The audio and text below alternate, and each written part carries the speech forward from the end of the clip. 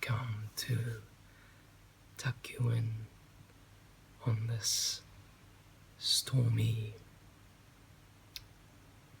summer's night.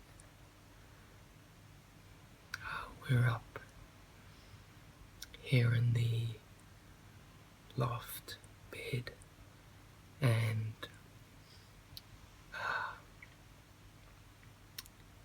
you are going to get the best sleep because the rain is falling down right above you here, and I'm sure you'll feel very cozy up here. So first of all, I'm going to get you all tucked in and comfortable, and then I am going to read you a bit of a story from this Oscar Wilde collection.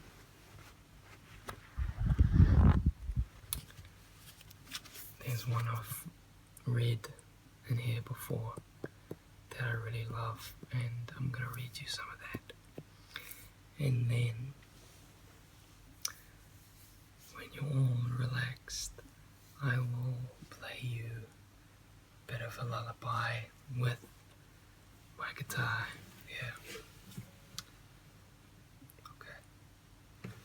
Alright. Let's just get you nice and comfortable here. You just lift up your head. I'll fix this pillow.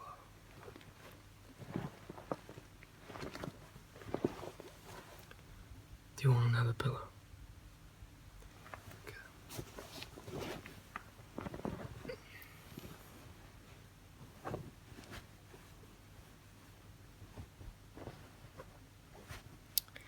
They'll tuck in the sides here.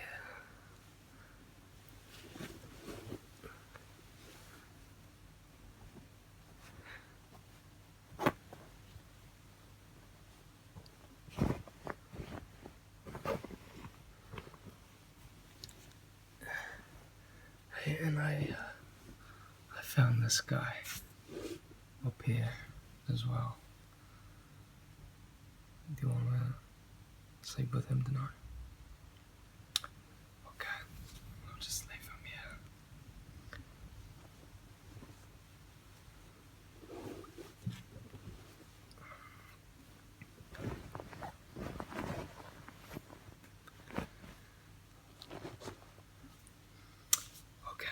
Are you nice and settled? Okay. Well, this is the complete works of Oscar Wilde. So it's got plays, poems, novels, and stories. And one of the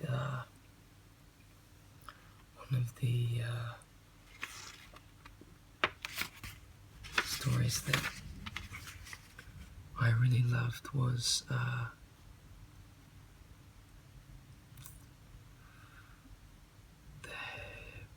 The Fisherman and His Soul, page 248.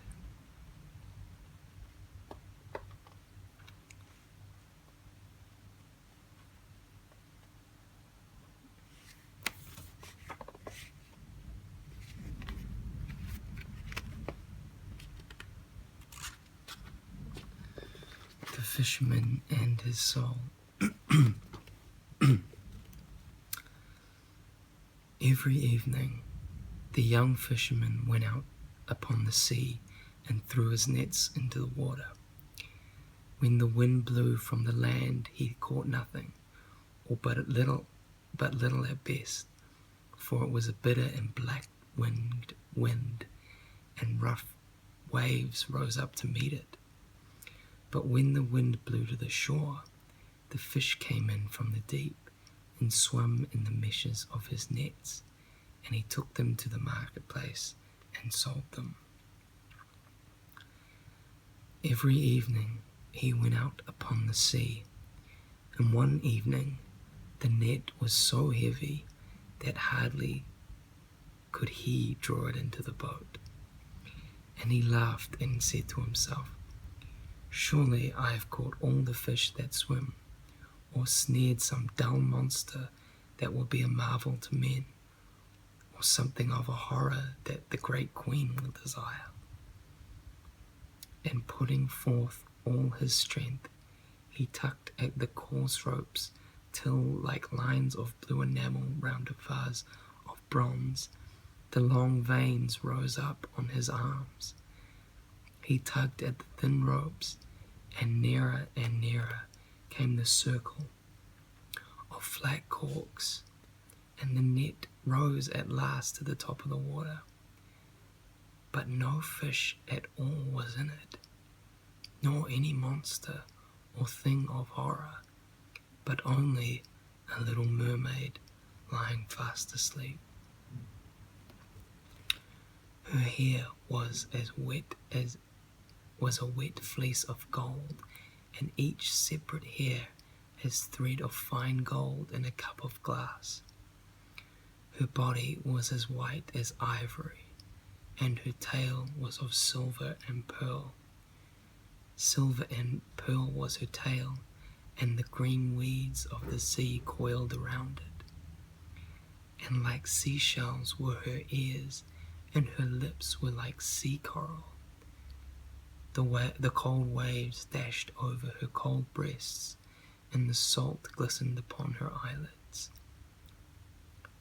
So beautiful was she that when the young fisherman saw her, he was filled with wonder, and he put out his hand and drew the net close to him. And leaning over the side, he clasped her in his arms. And when he touched her, she gave a little cry like a startled seagull, and woke and looked at him in terror, but with her mauve amethyst eyes, and struggled that she might escape. But he held her tightly to him, and he would not suffer her to depart. And when she saw that she could in no way escape from him, she began to weep, and said, "I pray thee, let me go, for I am the only daughter of a king, and my father is aged and alone." But the young fisherman answered, I will not let thee go, save thou make me a promise that whenever I call thee, thou wilt come and sing to me. For the fish delight to listen to the song of the sea folk, and so shall my nets be full. "Wilt thou in very truth let me go if I promise thee this?" cried the mermaid.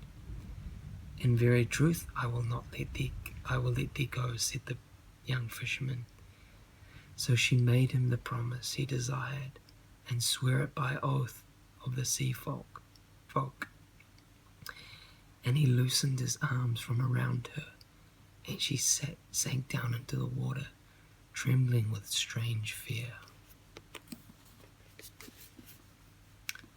Every evening the young fisherman went out upon the sea, and called to the mermaid, and she rose out of the water and sang to him.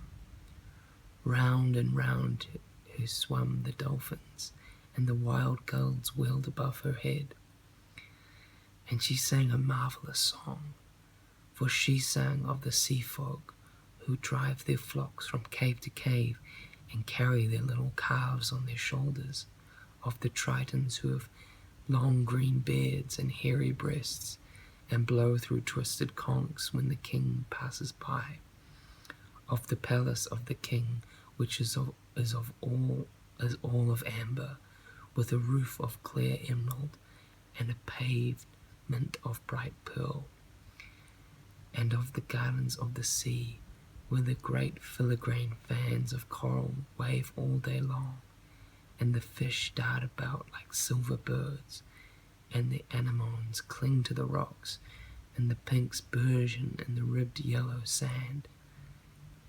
She sang of the big whales that come down from the North Seas and have sharp icicles hanging on their fins, of the sirens who tell of such wonderful things that the merchants have to stop their ears with wax, lest they should hear them, and leap into the water and be drowned, of the sunken galleys with their tall masts, and the frozen sailors clinging to the rigging, and the mackerel swimming in and out of the open portholes, of the little barnacles who are great travellers and cling to the keels of the ships and go round and round the world, and of all the cuttlefish who live in the sides of the cliffs and stretch out their long black arms, and who can make night come when they will it.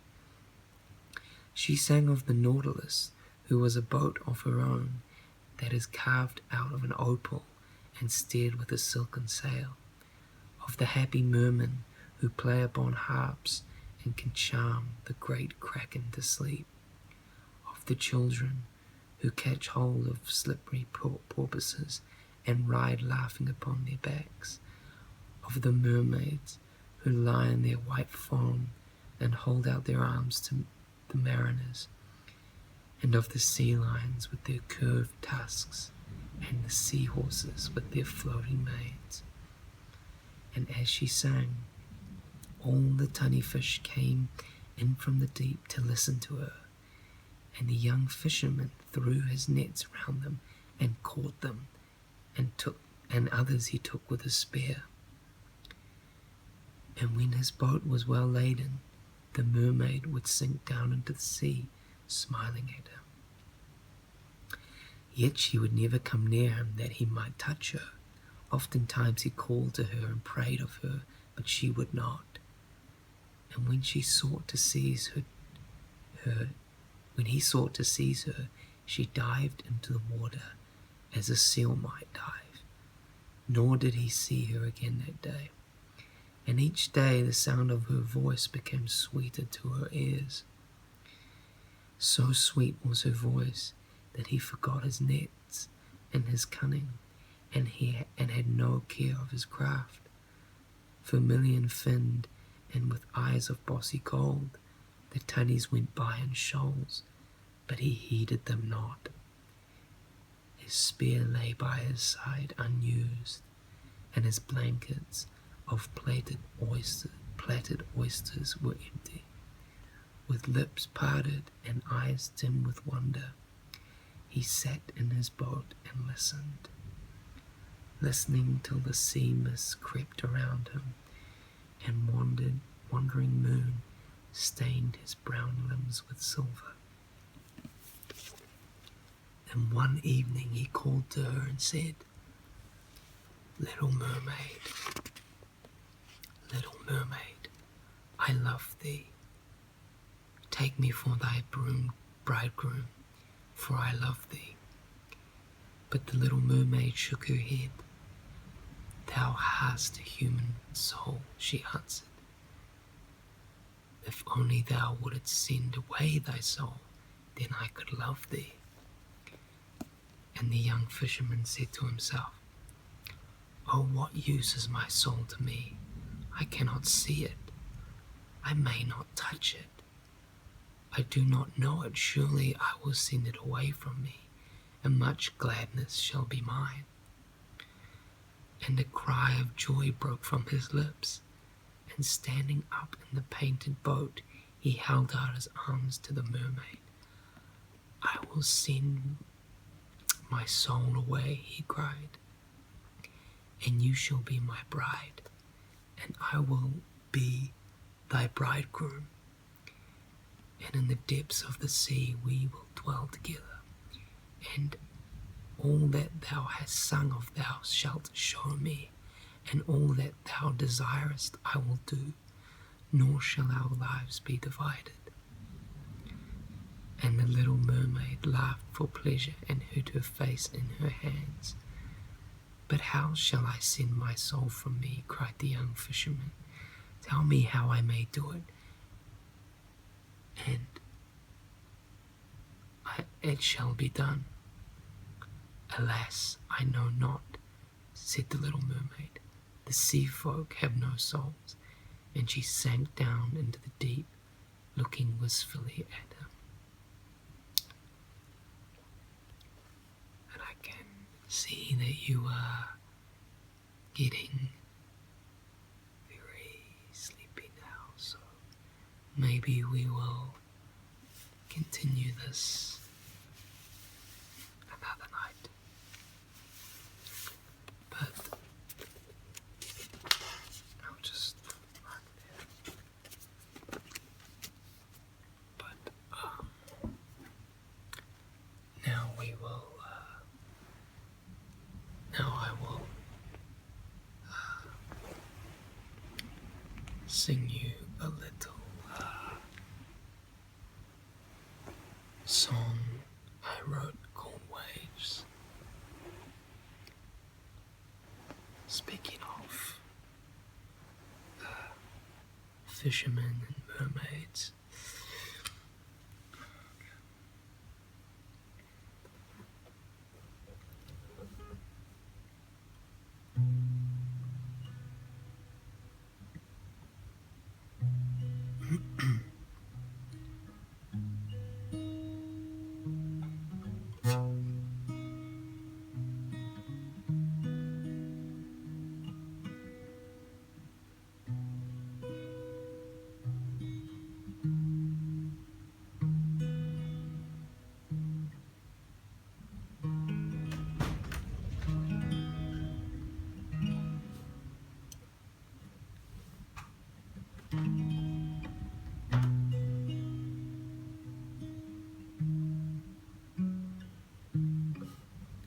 better check that it's tuned properly.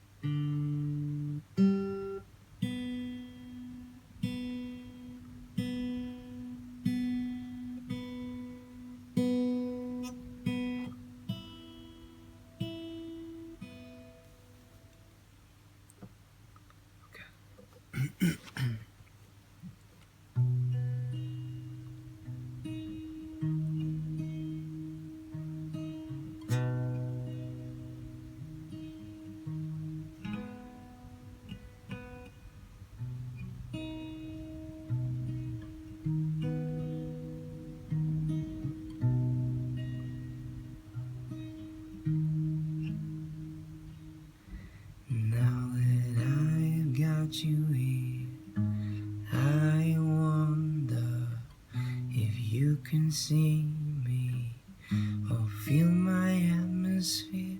See that it's fluorescent here with no shadows. Remember us without a care. Oh, are your dad's clothes?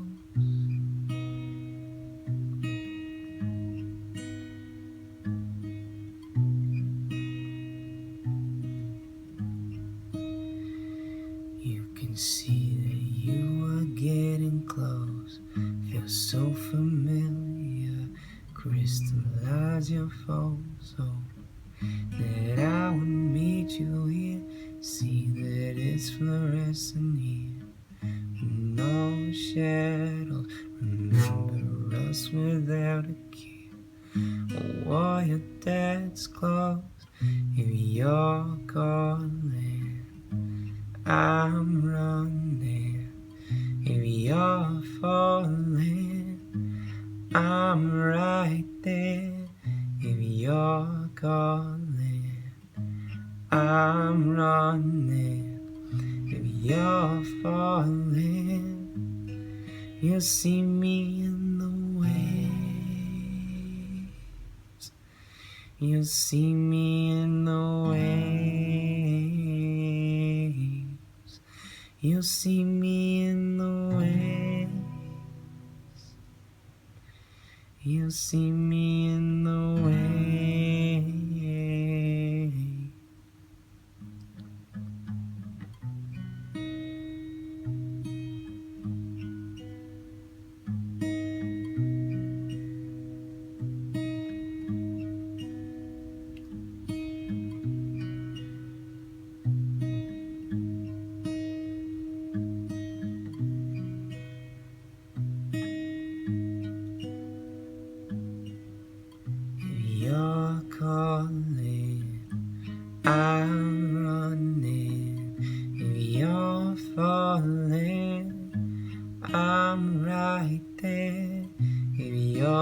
calling, I'm running.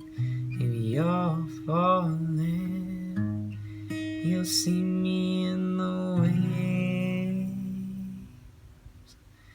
You'll see me in the waves. You'll see me in the waves. You'll see me in the waves.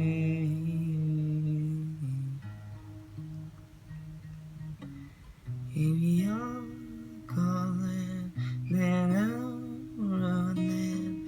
If you're falling, then I'm right there.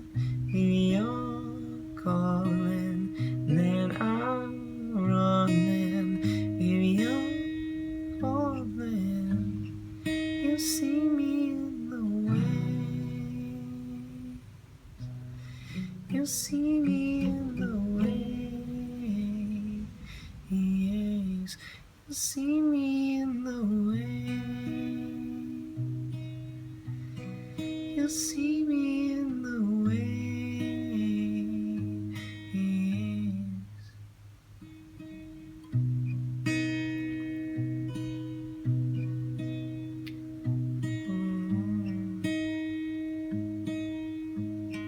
You'll see me in the waves. You'll see me in the